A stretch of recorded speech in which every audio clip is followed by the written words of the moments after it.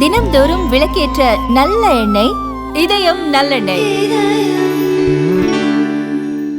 ஆந்திராவின் தொழில்நுட்ப எதிர்காலத்தை வலுப்படுத்தும் வகையில் முதல்வர் சந்திரபாபு நாயுடு பல புதிய திட்டங்களை அறிவித்துள்ளார். விசாகப்பட்டினத்தில் நடைபெற்ற நிகழ்ச்சியில் பேசிய அவர், ஆந்திராவை தகவல் தொழில்நுட்பம் முதல் விண்வெளி ஆய்வு வரை முன்னணி மையமாக மாற்றுவதே எங்களின் குறிக்கோள் என தெரிவித்துள்ளார். இதன் ஒரு பகுதியாக லேபாக்ஷி மற்றும் திருப்பதியில் 2 விண்வெளி நகரங்கள் அமைக்கப்பட உள்ளதாக அறிவித்தார். குறிப்பாக திருப்பதியில் தனியார் செயற்கைக்கோள்கள் தயாரித்து அங்கிருந்து விண்ணில் ஏவும் வகையில் வசதிகள் உருவாக்கப்படும்.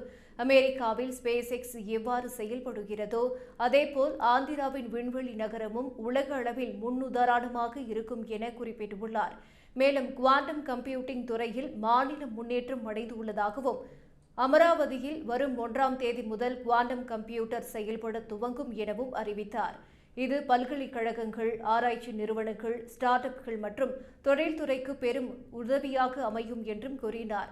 மேலும் தகவல் தொழில்நுட்ப துறையில் கடந்த ஆண்டு 88,000 கோடி ரூபாய் முதலீடு ஈர்க்கப்பட்டதாகவும், கூகுள், டிசிஎஸ், காக்னிசன்ட் நிறுவனங்களின் பங்களிப்பால் விசாகப்பட்டினம் இந்தியாவின் மிகப்பெரிய தகவல் மையமாக உருவெடுக்கும் எனவும் சந்திரபாபு நாயுடு தெரிவித்துள்ளார்.